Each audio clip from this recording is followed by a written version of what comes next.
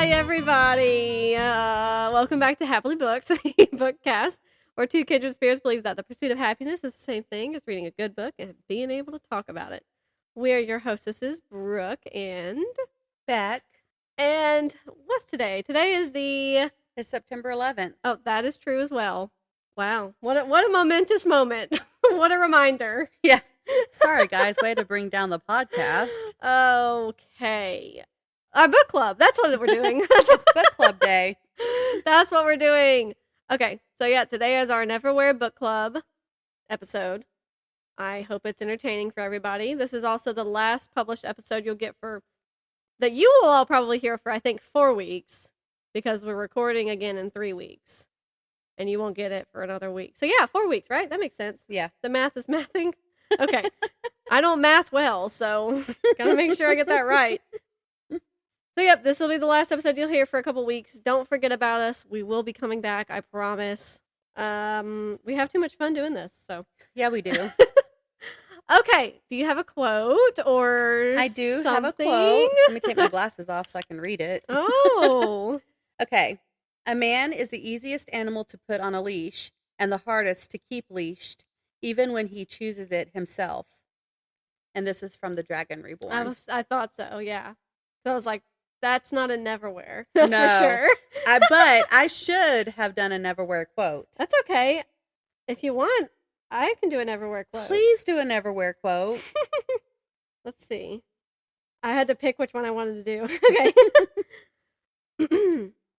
Darkness is happening. Night is happening. All the nightmares that have come out when the sun goes down since the cave times, when we huddled together in fear for safety and for warmth, are happening now. Woo! Spooky!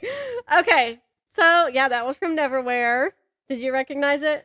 I didn't. That's funny. That is funny.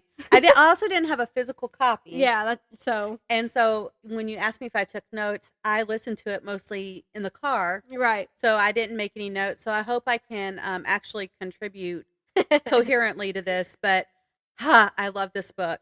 It was really good. So did anybody send us anything? So we have, when I checked earlier, we had one recording sent to us. This is exciting.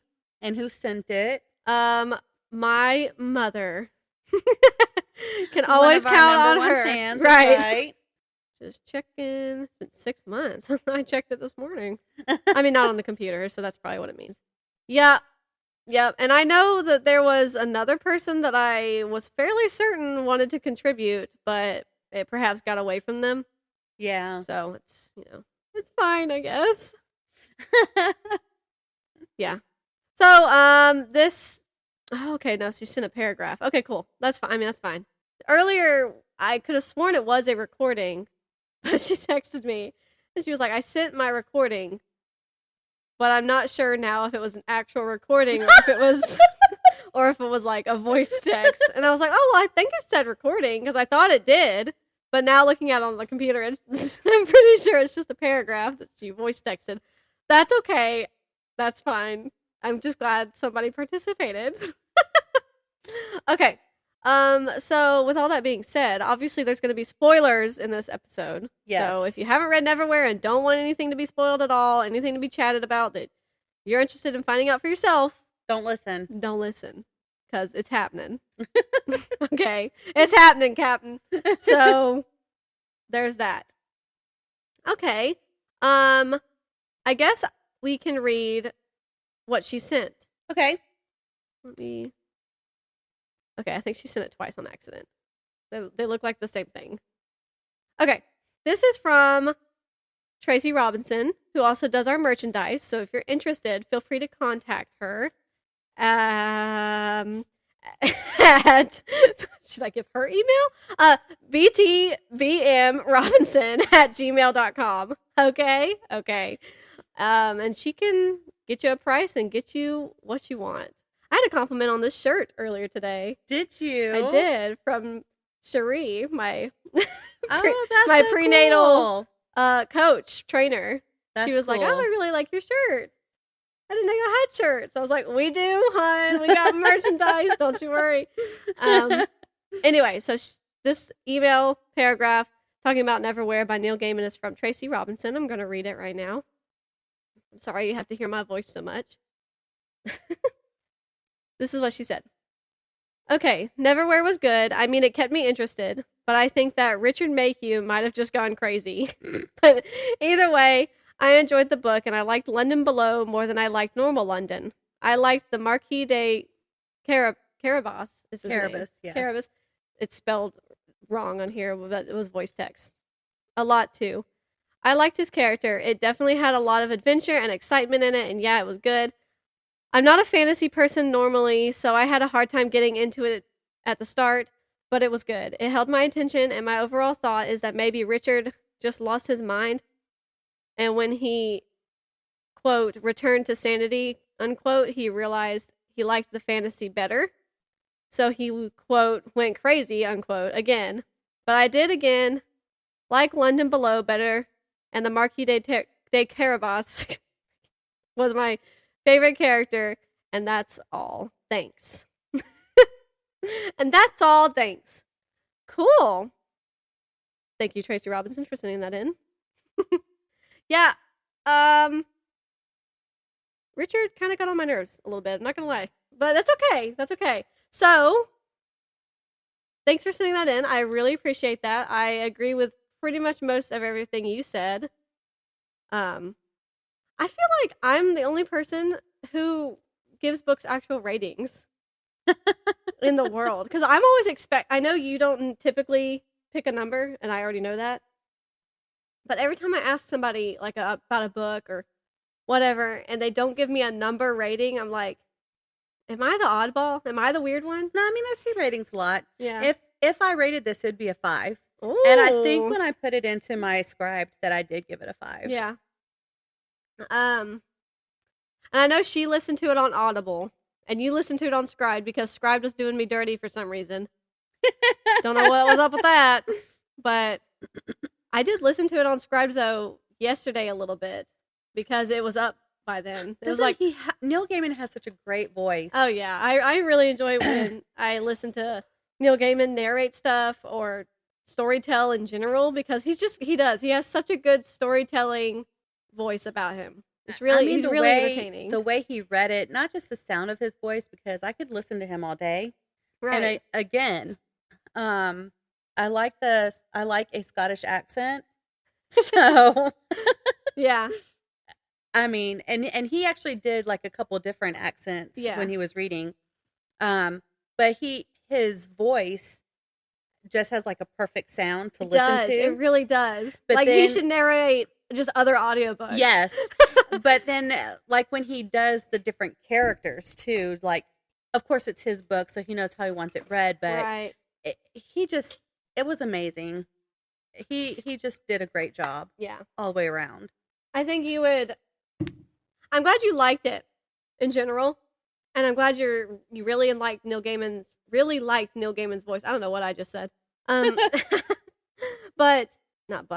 I think if you were to continue with Neil Gaiman books, I think you would get the most enjoyment out of all of the audio. Mm-hmm. Because I'm fairly certain he narrates almost all of them himself. And like some other people might be in it as well, but like he's also narrating characters. And he just does such a great job like every single time that I've heard him. So, yeah. Starting off. What did you think about Jessica? So at first, okay, I was like, okay, this is his fiance. Okay, cool. Then I was like, why is she acting like this? Yes. And then it took a little bit for it to click in my head that we're not supposed to like her.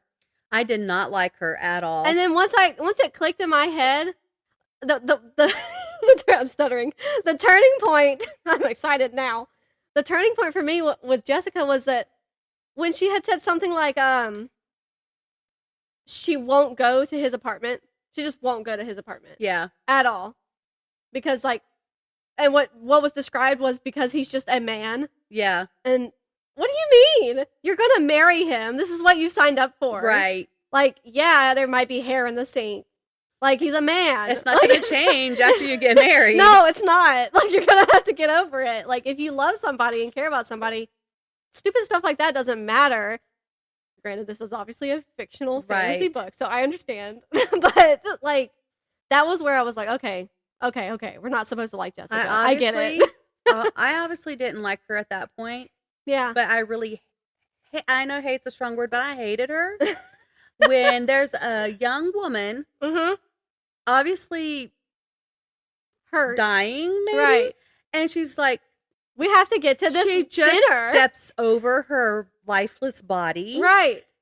And says she's probably just drunk, right? What? Yeah.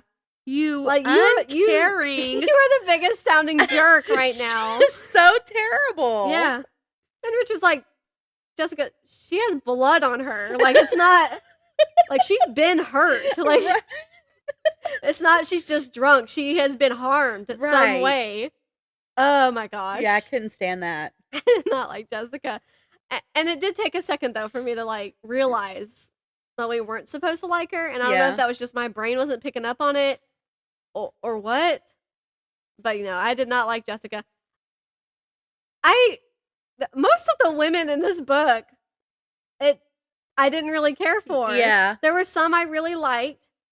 And then like the rest of them are all traitors. I really liked Hunter, and I was so sad. I was so disappointed. I was, oh my gosh. When she betrayed Dor, yes. I was so upset.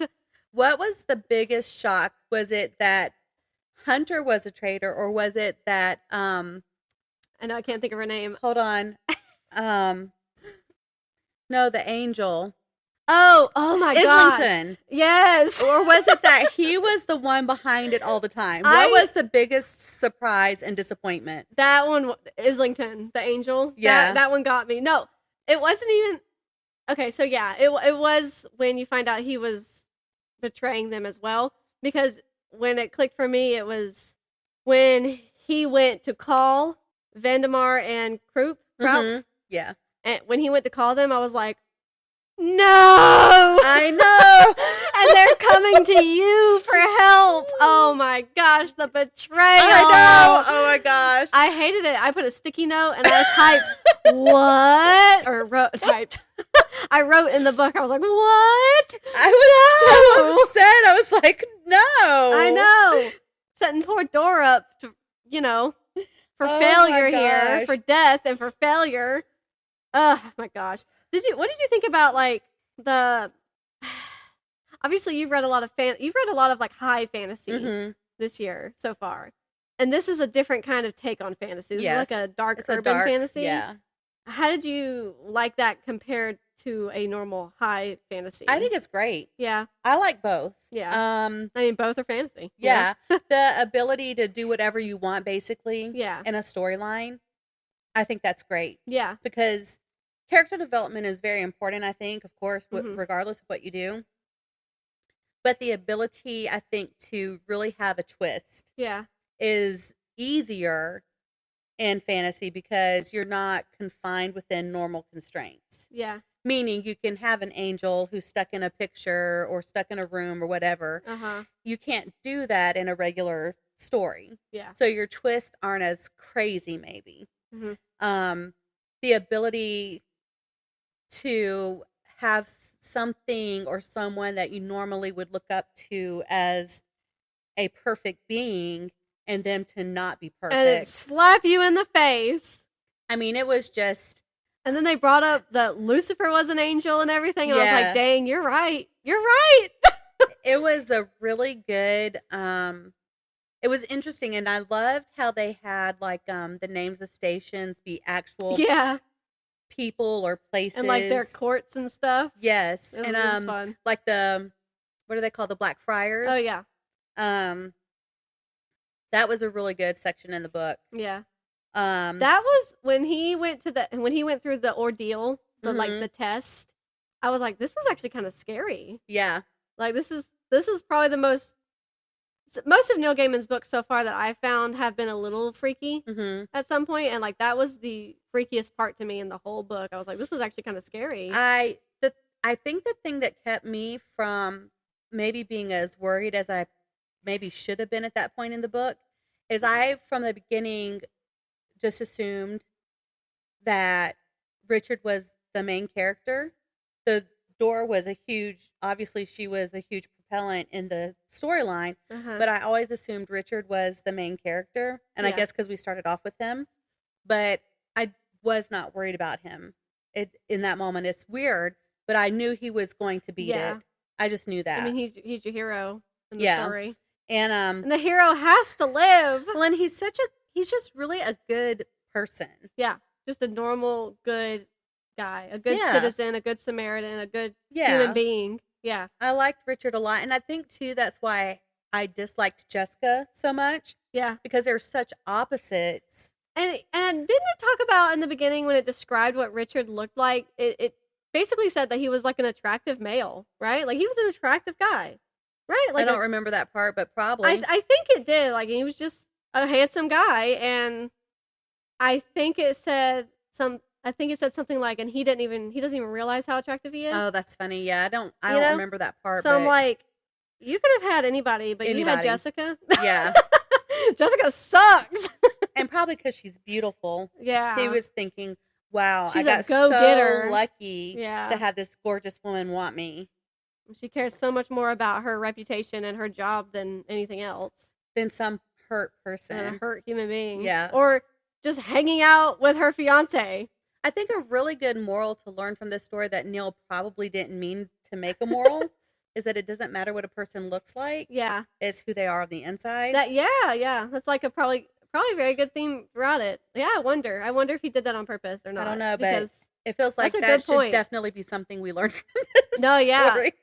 Yeah, because there's a lot of crazy looking people in this story.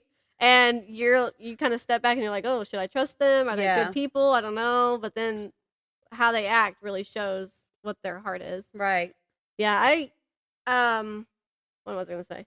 I would say it kind of gave me like almost Harry Potter vibes mixed with like A Wrinkle in Time, which is kind of weird to say because I didn't really like A Wrinkle in Time.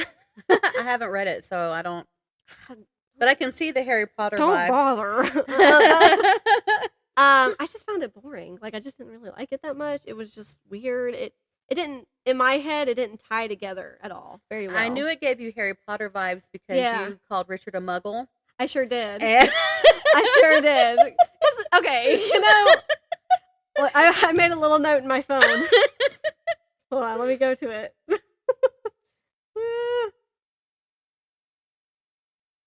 Okay, so this is when he's going back to find Dor. Once he realizes people can't see him anymore and he needs to get his life back. He doesn't know what to do. Mm-hmm. He has no idea what to do. He just got tossed into this situation. Why would he have a clue of what he's supposed to do?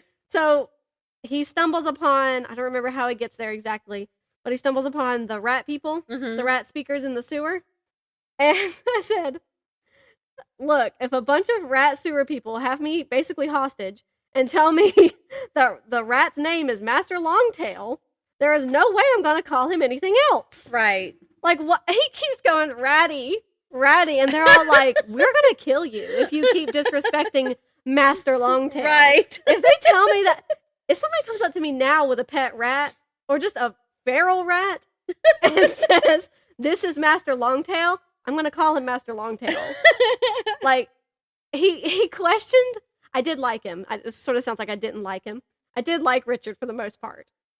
But he questioned every single thing. And I'm like, dude, at one point you have to understand that you've got to stop questioning all this stuff. Like, there's this fantasy world that you live above that you have now been tossed into against your will.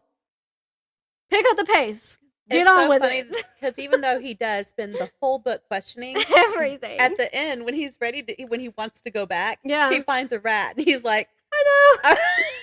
And the people who took his apartment, basically, they're like walking by and they're like, are you talking to a rat? Oh my gosh, is that a rat? And I noted that part in the book. I ran out of yellow stickies, so I had to get orange. And I don't remember. Oh yeah. So they're like, he heard, I'm just going to read it. He heard a shoe scrape behind him and he turned to see the Buchanans looking at him curiously. Have you lost something? asked Mrs. Buchanan. Richard heard but ignored her husband's gruff whisper of just as marbles. I was like, okay, chill out. He said no, honestly. I was saying hello to the rat scurried off and away. Was that a rat? Barked George Buchanan. I'll complain to the council. It's a disgrace. But that's London for you, isn't it? Yes, Richard agreed. It was. It really was. But I like that he wasn't... The rat's not the disgrace. It was the people in that situation was what he was considering to be the disgrace. Right. The judgmental, rude people that can't, I don't know, see good in anything. And they're the same people who just took his apartment. Like, you could at least be nice to him. Right. Well, I mean, that kind of worked out for him, too. Like, if he had wanted to stay, he had a better apartment. That's true. And he didn't have to pay extra for it. That's right. He got all of his stuff back, which he thought was gone. Yeah. So that part worked out for him. Yeah. I was really hoping the rat was going to talk to him, though. Yeah. I'm glad that he didn't take Jessica back. No, Jessica sucks. Yeah. Okay, let me ask you a question. What did you think? This is part of the story where I was upset to have to turn it off. Yeah. What did you think about when the Marquis de Carabas was killed? I got so sad. I was so upset. So for the longest time before that, I was like, I don't know if I trust him. I don't know if I fully trust him. I don't even really know if I like him at all. And then I was sort of starting to like him, but I still just didn't. I was like, I don't know. I don't know if I trust him. And Croup or Vandemar, I don't remember which one. It was probably Croup. He's like the head honcho of the two. Had said like, there's a traitor amongst you. Yeah. I'm just telling you. You know, while he's like trying to scare Dora or something, mm-hmm. There's a traitor in your group. And I know it sets you up to think it's Carabas. And I was like, I only know that because the Game audio. Henry. Yeah. And in the book, it's spelled Carabas. And I don't think I heard it in the audio at all. I didn't listen to the audio that long. I just didn't really know if I trusted him entirely. And I always go into books like this, though, unless there is solid proof. I don't trust a lot of people in books. Yeah. And he was, he's kind of a shady character. Yeah. Even though he was doing right by Dora, he's still a shady guy. He's still like a morally gray kind of character. So you're like, okay, he could turn at any moment. I don't know. And then when he died, I was like, I'm sad now. I don't like it. I'm very gullible, so I trusted him. Yeah. The part where I didn't trust him was very brief. When he was talking to Carabas and Vandemar, I was like, oh, is he behind it? Right. Because the way it had it set up, it was looking like he was their boss. Yeah, right. But then that short-lived because... when Islington was talking to them and they like called him boss and like, yes, sir, we understand. It was like a slap in the face. Yeah. I was like, you've got to be kidding me. When he said, give me an hour's head start or whatever it was, I think it was an hour. And they said, sure, we'll give you an hour. I was like... They're not going to give you an hour. I didn't trust that. And I was so scared. I was on pins and needles the whole time for him. Yeah. And I had to go to work. Not knowing. Freaking work. And then I cried. Yeah. When they were talking to Islington. And he was like, I don't care what happens to the Marquis. And then, like, they talk about how they look up and they have him up above them. Yeah, and they're like, oh, good thing, because we already killed him. And I'm like, okay, I'm not going to lie. Mm-hmm. I was like, okay, it's a fantasy. He could come back. I really was hoping. And I was like, I have to keep reading. I have to keep listening. And when the guy who was living on the roof with the birds or whatever. Old Bailey? Yes. I like Old Bailey. Yeah, me too. When he came and he fished him out and I love that. That warmed my heart. It made me so happy. And I was still so sad, though, because, like, until he actually came back to life, I was like, this is just sad. Yeah. When he was going through all of that, I was like, when all the people underneath took his clothes off and took his watch and all that, I was like, somebody do something. Right. And then when Old Bailey came and took him away, at least there was some dignity in that he took him. I was like, oh, a friend came and got him. Yes. Yeah. It was really sweet. And when he brought him back to life, I was like, thank you. I know. I was so hoping like, this would happen. I need him to help Door. I need him to help Door. It's kind of going off of that, just because in this book, so okay, let me just kind of, I think I've mentioned it already before. I've read Coraline. Mm-hmm. I physically have read Coraline, and then I listened to the Graveyard Book and The Ocean at the End of the Lane. Mm-hmm. All of them fantastic. This one, Neverwhere, was probably, so far, has been the most off the wall. Anything, literally, just anything can happen. Like, Neil Gaiman is just writing whatever he feels like writing in that moment. Like, which is great, which is fine. It is definitely just he pulls just stuff out of the air for the plot to just continue. Yes. And I can kind of see how that might, like my mom mentioned, she doesn't really do fantasy. Mm-hmm. I can kind of see how that might give somebody who's like never really gotten into fantasy like whiplash. Yeah. Because it's just like every turn something bizarre is happening. Yeah. Something crazy is happening. Something different's happening. Oh, we just broke an egg on Marquis de Carabas and he's alive. Right. So it's interesting how all of that. I don't want to say there's no structure to the fantasy, because it's just this fantastical underworld. Like, it makes sense that there's almost no structure.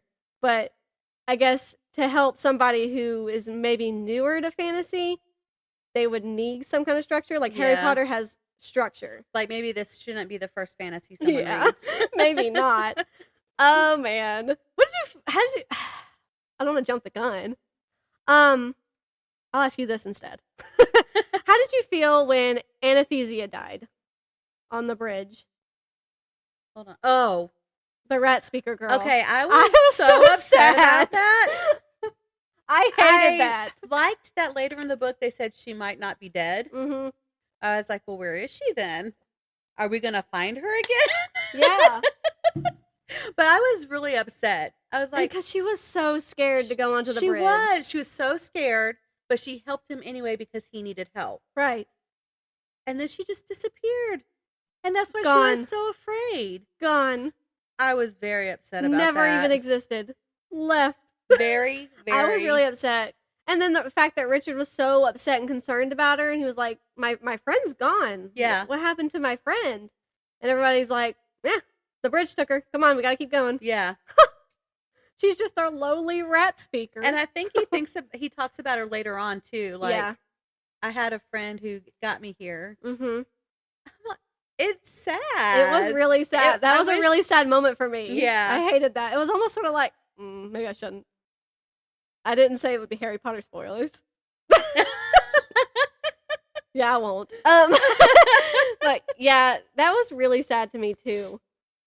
I also think this so far has been the most curse words I've read in a Neil Gaiman thus far. Because you were like, it kind of dies down after a little bit. And it does. It's not like consistently right after each other. But I have the pages. I'm going to read. So these are all the page numbers that I found a curse word. 27. Yeah. 54. Okay. 56. 93. 128. 133. 136. 137. Oh my. 153. 185. 205. Then it jumps up 260.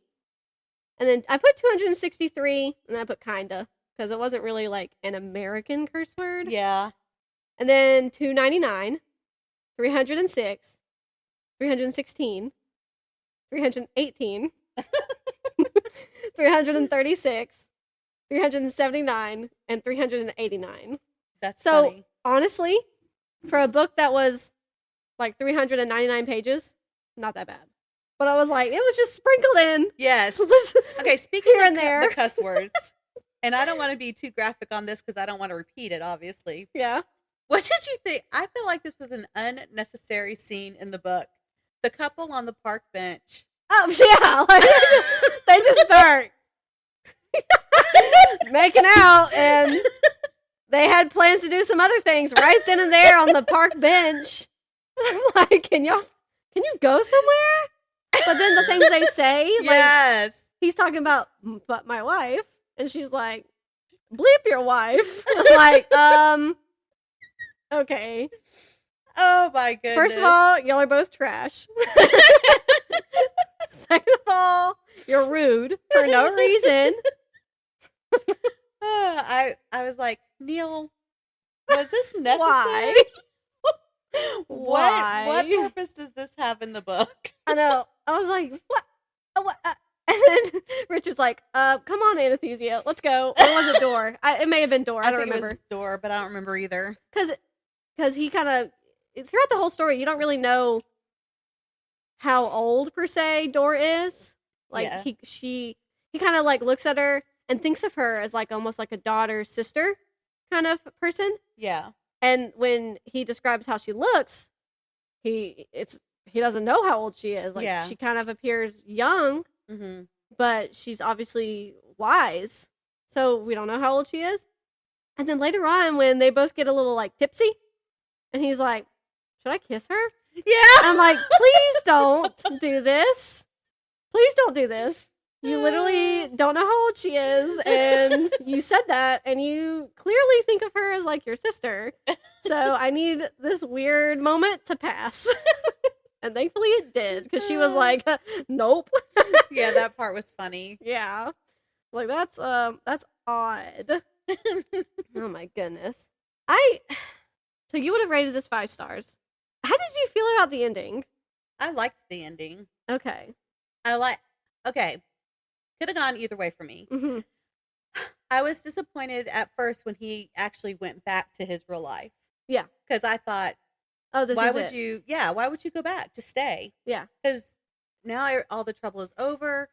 And really, this feels like a better place for you to live. Yeah, what do you got going on for you at your real world? So I was a little bummed that he went back. Yeah. And then when he went through all of the trouble of going to work, and it's like everyone just thought he was on vacation, and he got a better apartment and all of that, I was like, I don't think I like this. Yeah. And then when he goes back and the Marquis greets him, I was like, okay, that's what's up. I know. That's what's up. I know what it is. Yeah, at the end, I got a little choked up. And that's how I can tell when I really like the story. Mm-hmm. Because I'll get choked up just finishing a book. It won't even be sad. Mm-hmm. It won't even be that sweet. Because those are my real kickers. Yeah. If it's sad, I'm crying. If it's sweet, I'm crying.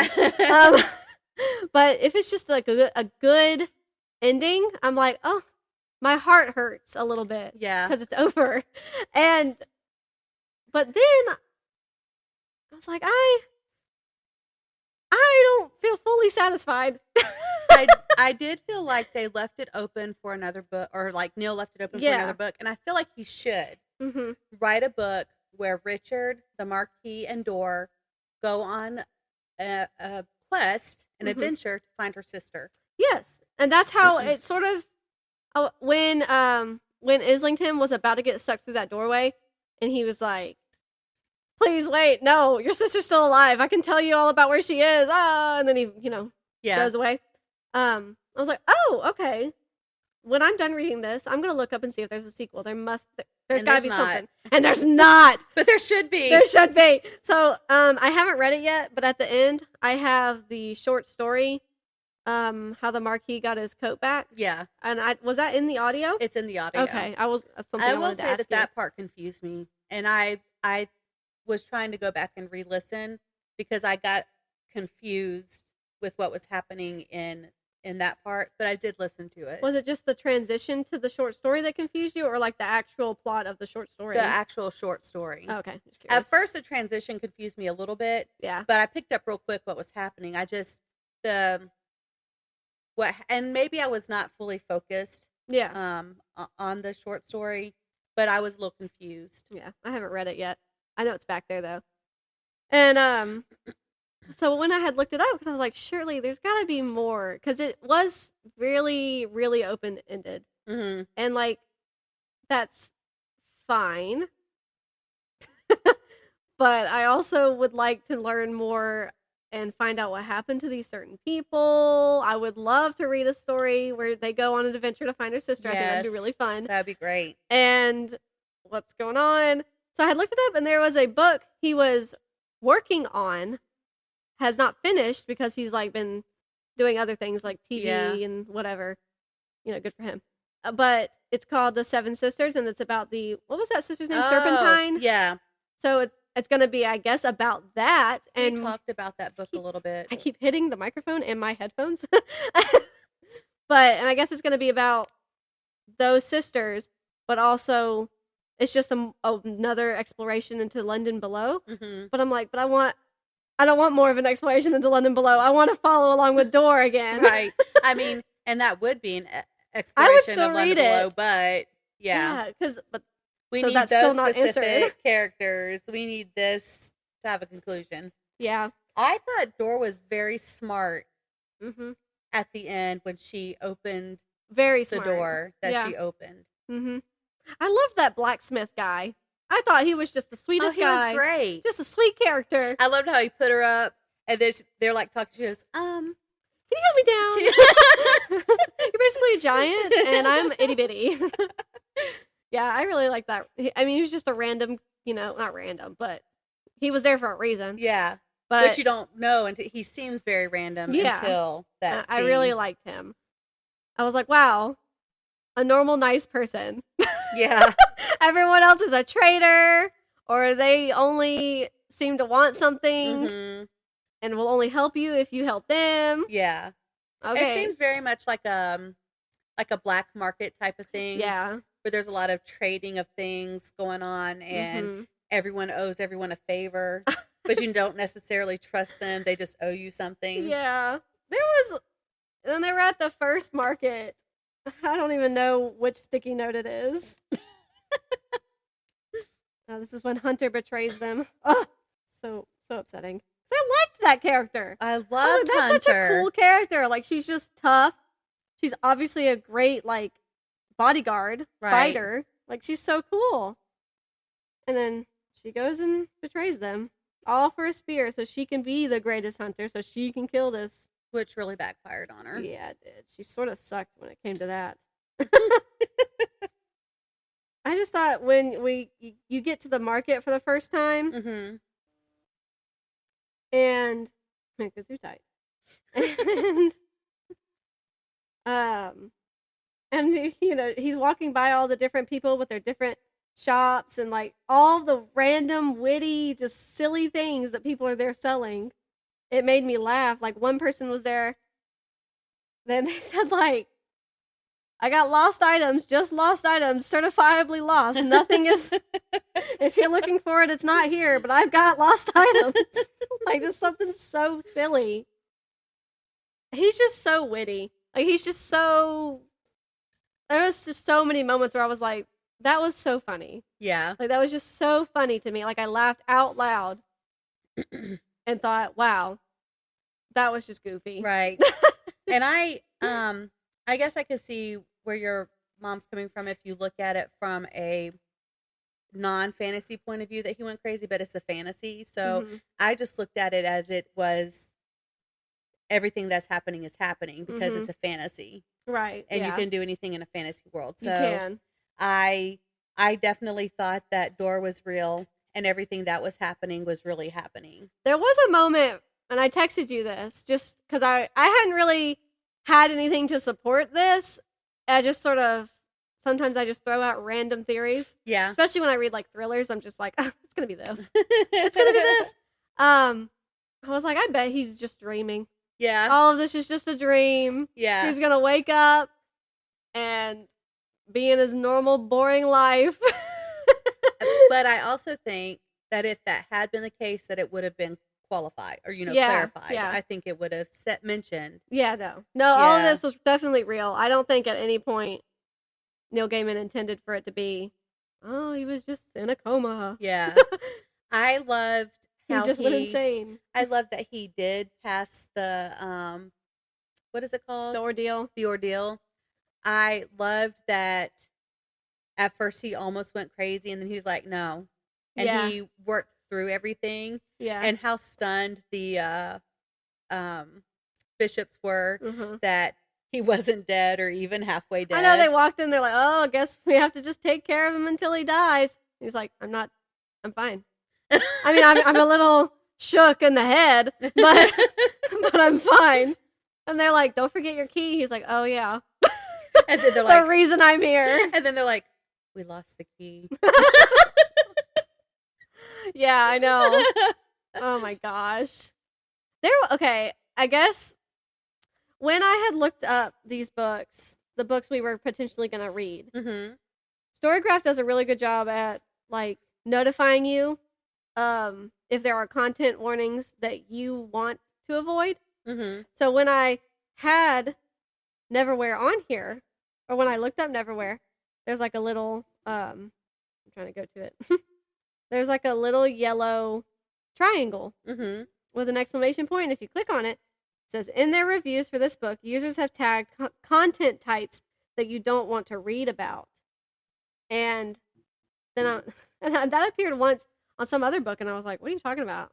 So I clicked on it, and I forgot that I had put in, I would prefer not to read severe unnecessary animal cruelty. Oh, yeah. I would prefer not to read incest, pedophilia, not a fan. Yeah. Thank you. Come again. And, so I was like, oh, there's going to... I had just assumed it was going to be animal cruelty, because that's what it almost always is.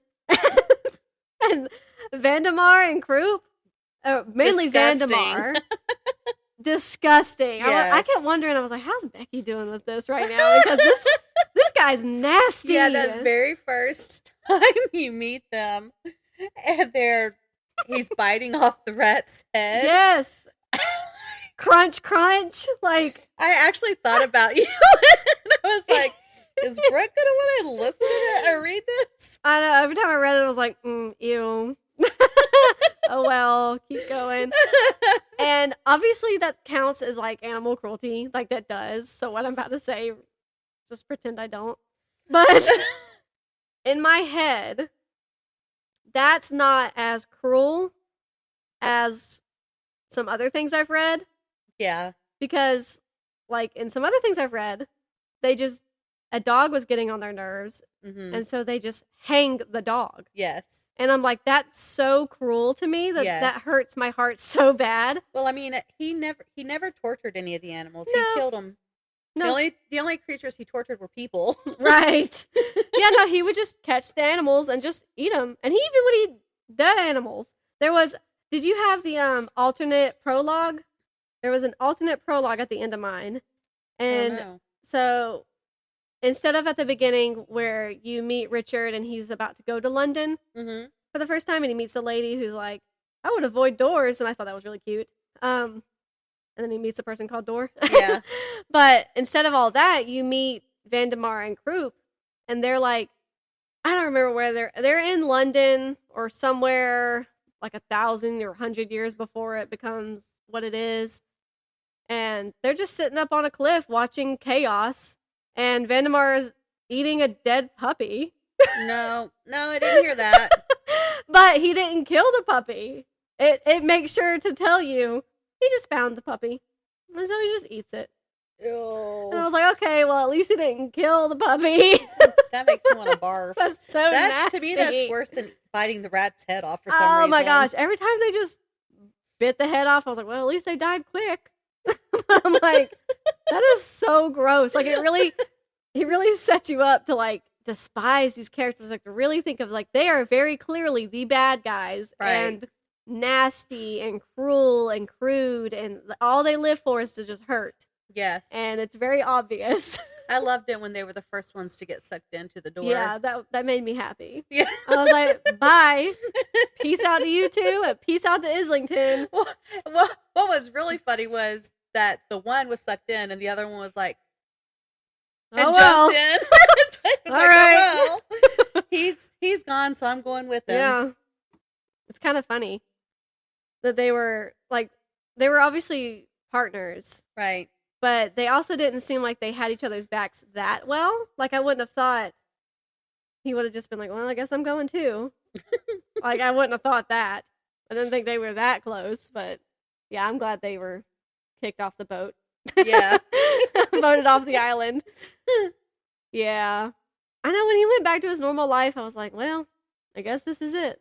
This is how it ends. But I knew he was going to miss the world. I already knew he was going to regret coming back, but we had to like sit through him going back and understanding that he missed the world. Yeah. He had to get some closure. Yeah. I guess. Talk to stupid Jessica. And then, what is his name? Gary? His friend was Gary, and he was like, I don't know, man. You might need to talk to somebody about this. Yeah. Sounds like you might be a little crazy. I'm like, look, Gary, you're just boring. You and the rest of these people. Yeah. Yeah, there were just so many unanswered things, I felt like, at the end. And I ended up giving it a 4.5 just because. Because of the sister. Yeah, the sister. There was more I can't think of in my head. Mainly the sister. Well, I guess. I mean, what else happens with them? Right. What else goes on in London below? I'm sure that his book that he's working on for the Seven Sisters answers some of those questions. Yeah. But I really wish that he would do a follow-up for the sister. And then I feel like a lot of the questions can get answered in that. Yeah. Along their way of finding the sister. Yeah. And I already mentioned I haven't read how the Marquis got his coat back, but like more of a backstory to him, more of a backstory to like all of these really main characters, like Old Bailey. I really liked Old Bailey. Right. Or even the guy, I don't know if he was a king or a lord, the one on the train. Oh, who yeah, was like Earl. The boss. Yeah, Earl. The Earl. Yeah. And like how all these people came to these positions. Right. Yeah, it'd just be interesting to really learn about it. He could really expand on it. And how important Dora's family really was. Obviously, yeah, her family I want to go important. more into what her family was all about. And how all these people were so obligated to her father. Right. Because that's the only reason she was able to accomplish what she accomplished was with the friendships, or not necessarily friendships, but like the good word that they all have for her father. Like the favors that they all owed her father, that they passed on to her. What did he do? Right. I guess other than maybe he just opened doors for them. We don't know, but like, right. It just seems it was a little more intense than that. Right. That would be fun too. Even a prequel. Yeah. With like just her family. That'd be fun. For all that backstory. Just so we can get heartbroken at the end. First, we can have a prequel. Yeah. And then we can have them find her sister. Yeah. Come on, Neil. Come on. We have a lot of work for you to deal with. Yeah, a prequel would be really fun with her family, just for us to get heartbroken at the end. Yeah, I was gonna say when they all die. The whole time we're reading the prequel, we know they're all dead. Yeah, right. Apparently, except for the sister, we don't know. But don't get too attached. Yeah. Did you know that Neverwhere was a show? I feel like he mentioned that. So in something, there was an author's. Come on now. Work with me, Google. Work with me. The television series. Yeah, I feel like Yeah, at the very beginning, before the actual story, I want to say it was an author's. Oh, it's just an introduction. He talks about how he wanted to make Neverwhere a novel already, but he was writing currently to work on the Neverwhere show, and I guess the director kept saying, we got to cut this person out. We got to cut this person out. We got to cut this person out. And he was like, it's okay. I'll put them in the book. I'll put them in the book. I'll put them in the book. And at one point, the director was like, we have to drop this person. And if you say that you're going to put them in the book, so help me God. He was like, so I didn't say that again. But so obviously it's going to be different. It's going to be lacking a lot of people, I would assume, just from that. But if I can watch it, I might watch it. I don't know. What's it on? I don't know. I do think that he either mentions that. I feel like he mentioned that in the audio. Yeah, I'm sure he did. I think it's a British show. I can watch it on Prime Video. So I don't know. If I have to pay for it, I might not. But I am interested to see the differences, because this would be a really good show, it could be, it got potential. It's got potential to make a really interesting TV show that we can see. Interesting. It says 1996 is when it came out. So, and when was this published? How the Marquis got his coat back was 2014. 1996. Yeah. I liked it. I liked it a lot. I really wish there was a sequel that I could just pick up and start reading. Yeah. So I could get more closure for me. But that doesn't look like it's going to happen anytime soon, so oh well. Oh yeah, so I finished this book technically at 12:54 this morning. It's funny. That is hilarious. Yeah, I stayed up till 1 a.m. to make sure I finished this book. Oh yeah, it is him. So what time did you say again? 12:54 a.m. on September 11th. You're hilarious. Because I kept nearing the end, and I was like, I probably only have one chapter left, and I was like, I can finish it in the morning, like if I want to, I can just go to sleep. But the chapters kept, at least they seemed like they were getting a little shorter coming to the end, and I was like, well, I can just read the next one. Well, I'll just read the next one. I guess I'll just read the next one. I guess I'll eat a Reese's and read the next one. And then all of a sudden, it was done. And I was like, whoa. Okay. You're like, wait, what happened? Yeah. Because I thought it was a 399-page book. And I don't know why I think that. Because, no, it is a 399 book. Oh, wait, no. When I first looked that up, it is the end of the alternate prologue is at 399 pages. Okay. So I thought I had to get to 399. It was only 396. So I was like, going to the end. I was like, oh, yep, door-shaped hole in the wall, Cool.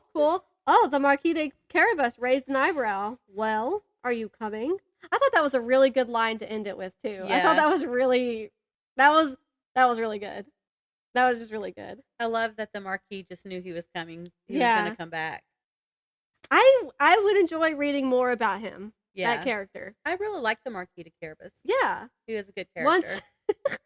Once he got killed and came back, all for the good of Dor, I was like, okay, fine, we trust him. Whatever. And then at the end there, that was really good. That was really good layout.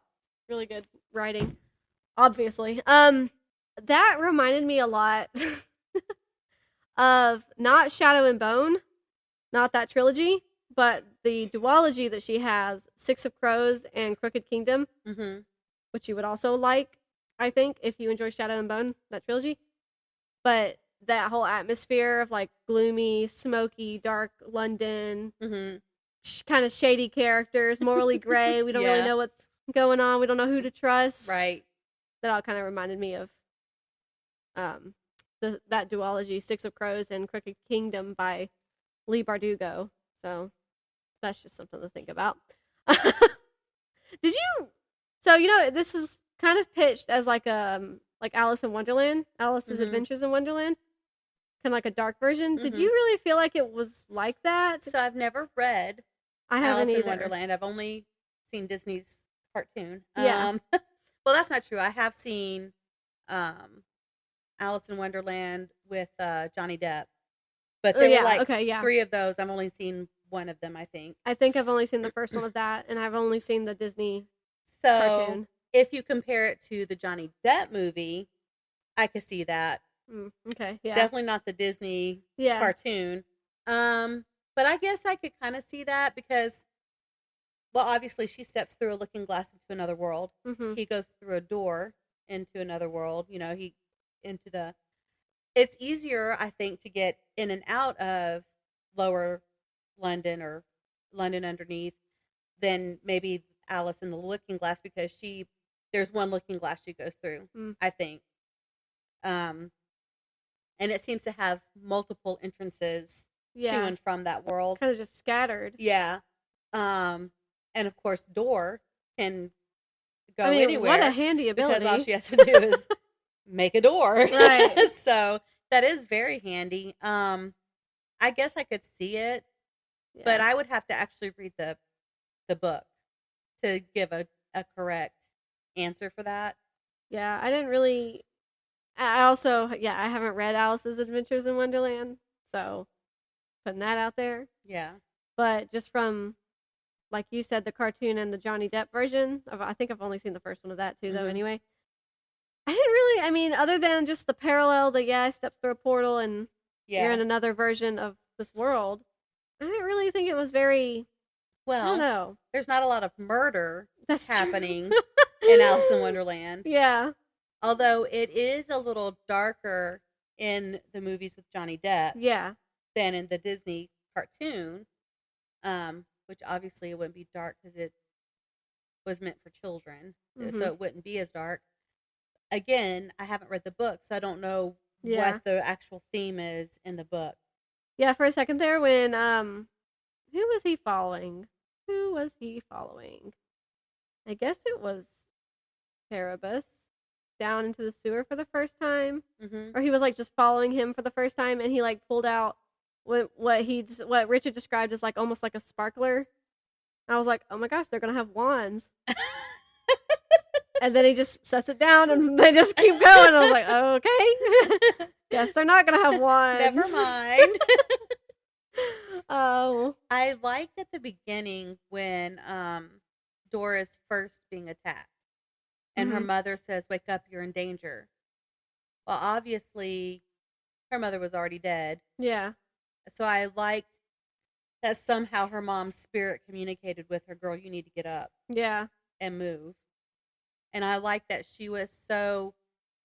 Me, when I first wake up, I don't know that I would be coherent enough to like, what? save my life the way that she did to keep the knife from having a fatal blow. Although she wasn't in as much mortal danger at the beginning as you think she is, because you find out later Islington didn't want her dead. But I thought that was interesting. Yeah. I don't know. I think that's all I got. That's all you got? I don't know. Okay, so I think if anybody thinks that we didn't talk about something that you wanted us to talk about, then by all means, email us or message us, and we'll bring it up again.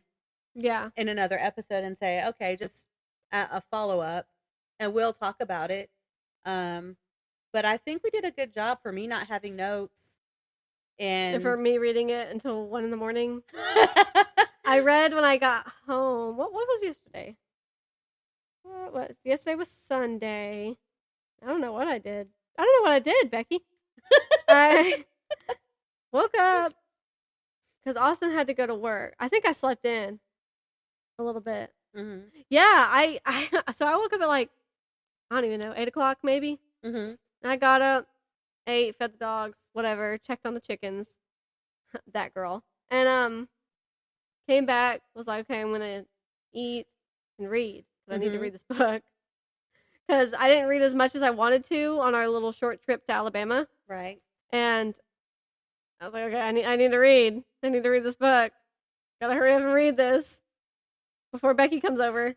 And so I got up and I was reading, and I got so sleepy. You just went to sleep? I did. Went right to sleep. Laid down, went to sleep right there on that couch. That's funny. And then I woke up and I was like, oh my gosh, Austin's not awake. Oh my gosh, I bet it's like 3 o'clock. He's got to leave. It was like 12. It was like 12 o'clock. So then I read a little bit more, woke him up. We ate lunch.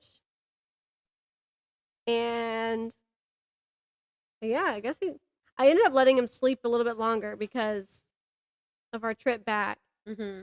And letting him sleep. He's my child. And then I just spent the rest of the evening. I was like, I'm reading. I gotta read. And then even when I was like, okay, it's time to do the dishes now, close the book. Then I pulled up the audiobook on Scribd and like found where I was. I was like, all right, gotta keep going. So I gotta finish this book. Since you put yourself under pressure like that, how enjoyable was it still, even though it was more of a I have to instead of... I would say I shouldn't do that because I still enjoyed the story for sure. And I I still stand by my rating and why Mhm. I picked 4.5 as opposed to 5. Even though the rest of the Neil Gaimans that I've read have been like 5-star, higher if I could give it a higher rating. You know, like I loved them. The fact that I was a little bit under pressure, I probably skimmed a few things. And when I realized that I was doing that, I was like, no, you got to slow down because I know you'll enjoy this book. I want you to enjoy this book. Just slow down for a second and read it again. And there was one point I was doing the audio and I don't know what I was doing. I guess dishes or something, taking the trash out. I don't know. And I was like, I think I've missed something. So I went back a few seconds and I was like, okay, now I'm back on track. I don't like to rush myself like that. But I think I did an okay job at still paying attention and enjoying the story and like trying to make it not feel like homework. Because if it felt just like homework, that would have sucked. Yeah. So hopefully I won't do that again with our next book club book, which we're opening season 2 with. I was going to say, let's make sure to remind everyone of that. The Devil in the Dark Water by Stuart Turton. Yeah. Turton. Thank you, Becky. You're welcome. My mom's already ordered it. Not Turd. Not Stuart Turd. My mom's already ordered it. That's good. So I guess she's going to physically read it. And she used our link. Yes. Woo! We probably made $1. Hopefully. We're so rich. I know. Rich in love. And I already have that book physically, so I'm going to read it physically. And you're going to do scribed, probably? Yes, and I was already going to start it, but I was like, 2 reasons I didn't. A, I wanted to keep Neverwhere fresh. Yeah. And not like... push it out of your head with a new book. And secondly, I think I got done too early with Neverwhere. So I wanted to kind of still be fresh, like when we actually talk about it. Yeah. So I'm going to wait a while before I start it. Yeah, it's also kind of a good thing that I finished it at 1 o'clock last night, this morning, whatever you choose to say. Right. Because if I had finished it like a week ago, and hadn't taken notes. I guess if I had planned ahead that well, though, I probably would have taken notes better. You would have. So it wouldn't have been that bad. Yeah, I don't want to. I want to be able to take notes properly. Can't speak properly. Like I enjoy when we do this kind of thing. Right. So I can talk more about it. Right. Yeah. I bracketed stuff that I thought was funny, witty, whimsical, stuff I just liked, and sticky noted them. And then I did little squiggly lines around stuff I was like, I don't like this. Yeah. Which, by the way, speaking of, and another thing, when they're going to the art event, and everybody's already forgotten who Richard is, including Jessica, but she's there hosting the event, and she talks about her assistant, and she's like, I don't remember his name, but she says, I don't want to say it wrong. I gotta find it. It makes me mad. It makes me so mad because I'm like, this is another reason Jessica just sucks. Like, why is she thinking about this person like this? She's just a bitter person. Now you have to wait. Jessica came off to me as one of those people who, and I think she was raised with money. And thinks she's better than everyone because of that. Yeah. And she wants Richard to be more than who he is. Yeah. She wanted him to change, like, so bad. Yeah. Like, why did you even date him in the first place if he wasn't what you wanted? Just because you met him at an art gallery? Right. That's not why you date somebody. Oh, she won't even go to his apartment. I'm like, what are you talking about? Can't even go to his apartment. Bump, bump, bump, bump, bump, bump. Thank goodness for editing. Yeah. Oh, okay. I'm just going to read this paragraph. So, what Jessica thinks is not what I think. Okay? All right, people? This is what is going through Jessica's mind. Her troops consisted of a head waiter, a dozen serving staff, 3 women from the caterers, a string quartet, and her assistant, a young man named Clarence. Jessica was convinced that Clarence had only got his job because he was A, openly gay, and B, just as openly black. Yeah, and thus it was a source of general irritation to her that he was by far the most efficient, competent, and best assistant she had to date. Why does that bother you? Yeah, maybe the reason he got the job was because he's so good. What does his sexual orientation and his race have to do with the fact that he is a great employee? I don't understand. And what about putting it as openly black? I know. Can you hide that? What? Is that something you can hide from people? I was like, Jessica, what's your problem? Yeah. Like, he's just a good employee. She has a lot of problems. I was like, why? Because then I was like, why is this irritating you? He's a great employee. Right. Are you saying you're racist? I don't understand what's going on, Jessica. We can't have you around, Jessica. This is why Richard doesn't take you back at the end. I was like, if Richard takes this woman back. Because you're a jerk. And I was like, what?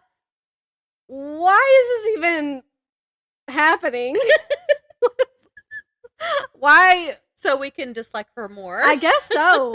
And it did a good job. Yeah. And if, by then, though, you already don't like her. I was going to say, it was hard to dislike her more because I already pretty much hated her. And then that, and I was like, wow. Just wow.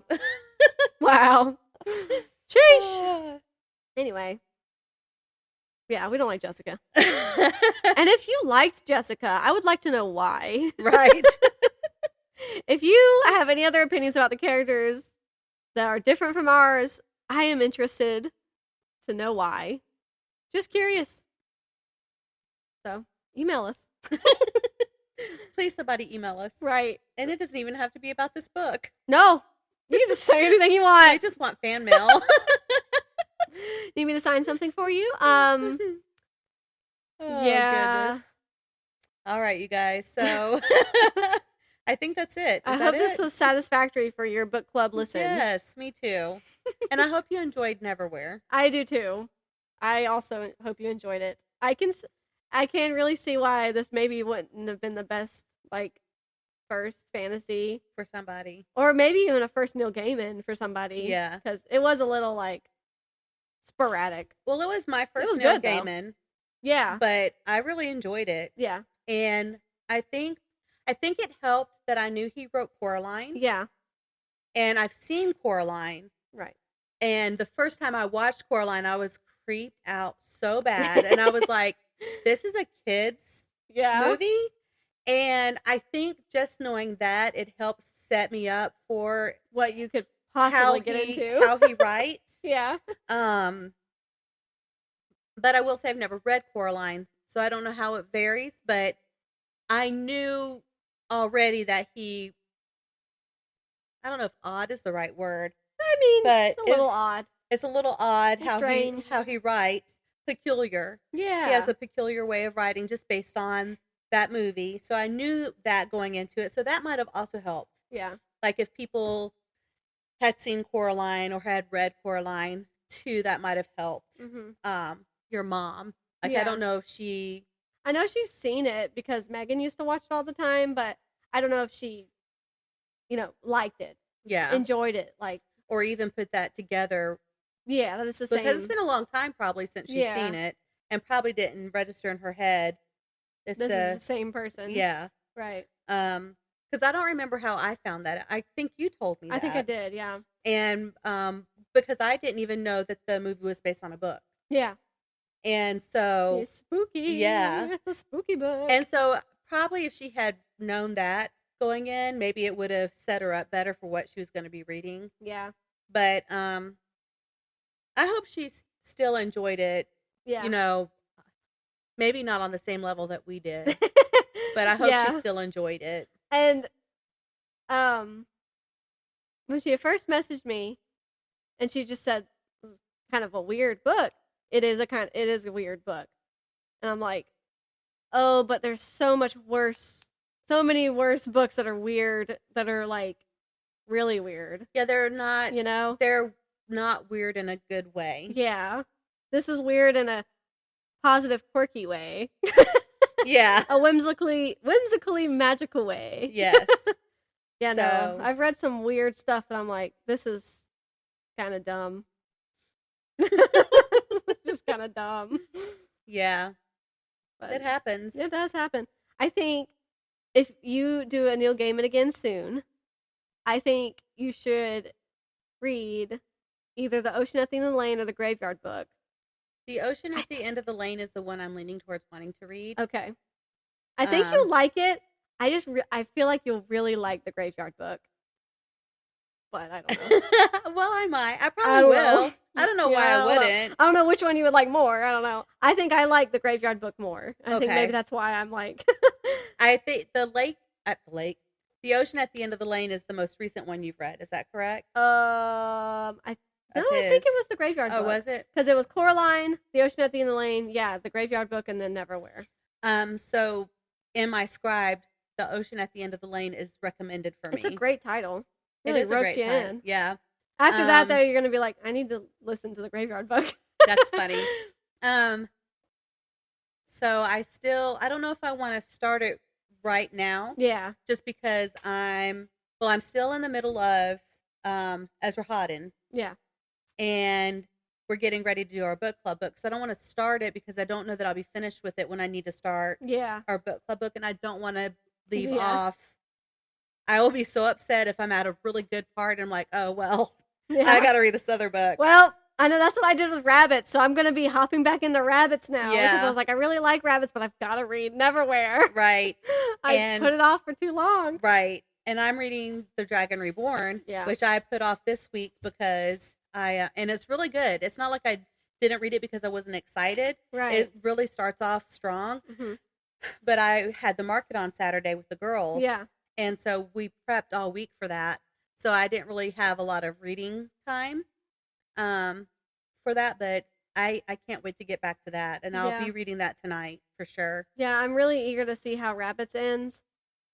And see if I'm sure I'll want to start the next one. Yeah. Which doesn't actually come out, though, until October 3rd. Oh, well, that's good, though. So, you don't have a long wait. Yeah. That's like with this series, with the Ezra Hodden, this is the last one. When I started the series, it was perfect timing because Ezra Hodden came out in August. Yeah. So I read the other two. And I got done with the second one like just a week, I think, or 2 weeks before. I know, you laid it out really well. So that worked out very well. I love that. And that's way better than starting a series like book one. Yeah. Because then you have to wait years to finish it. Possibly. Yeah. And some people are like, oh, a few months, here's the next one. Yeah. And that's like, well, that's nice, but like I don't even want to wait a few months. The Wheel of Time series is 14 books. Mm-hmm. Can you imagine having to wait? I would have been so upset. That's why I don't like to start fantasy series, especially fantasy series. Yeah. If I don't have at least 3 books already, 3 or 4 books in the series that I can just go through. No, that still wouldn't work for you with Wheel of Time because you read so quickly.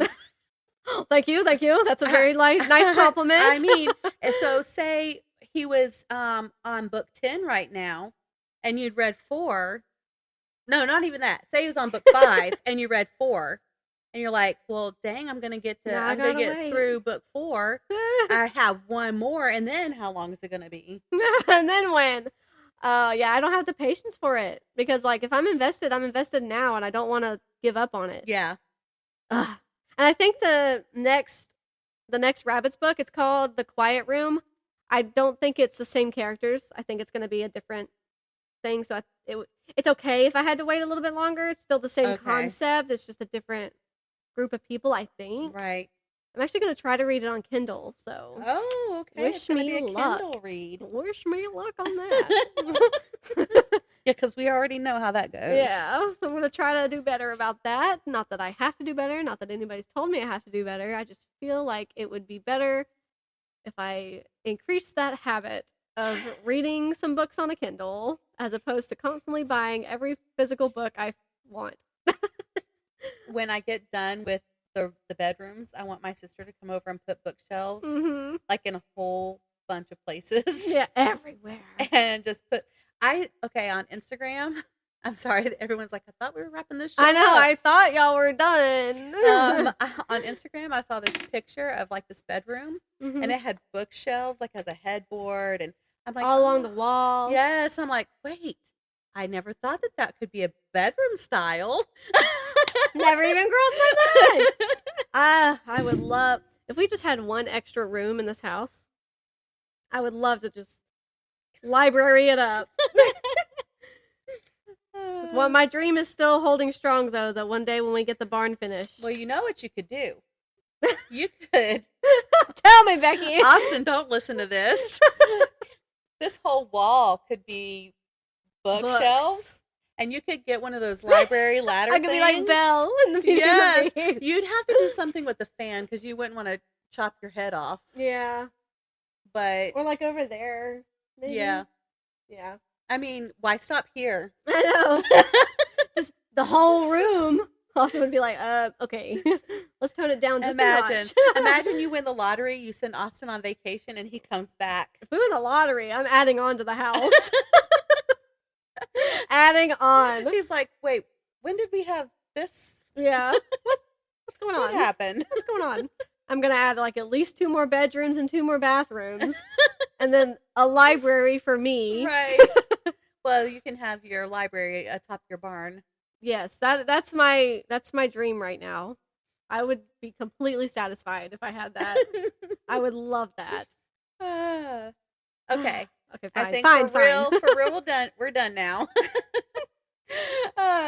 Thank you guys for listening, as always. And again, I'd like to mention that we're getting close to Christmas, and we do have merchandise. Also, again, you're not gonna hear us for a couple weeks. Yes. So don't freak out. Pick up your copy of The Devil in the Dark Water and start reading. Yes. Because that's going to be the first one. When do they need to send it? We're going to record October 2nd. Yes, so it needs to be in. At least by like 12 o'clock on October 2nd. Right. So I can mentally prepare. Preferably the 29th or the 30th of September. Yeah. Also, what was I going to say? I got distracted by a text. Also, check out Sideways Sheriff if you haven't done it yet. And there really was something else I was going to remind them of. Oh, you talked about our merchandise, which would make great Christmas gifts. The book club book. Mm-hmm, Maybe that was it. Well, all right. Thanks, guys, for listening. She'll remember after we're done. And I'll be like, oh, darn it. Oh, I know what it was. Don't forget to check out our links for our affiliate marketing. So that's right. That if you order one of the books we've talked about through the link, we get something for that. Yep. And that way it's a win-win. You know, you get the book that you want, and we get a little bit of a commission. And it doesn't like charge you extra or anything. Right. It doesn't charge you the same price extra. it would be on your Amazon regardless. It just helps us out a little bit. Yep. So don't forget to, check out our links and see if there's anything you're interested in. And again, it's splendid to know there are so many kindred spirits in this world. And until next time, please stay happily booked.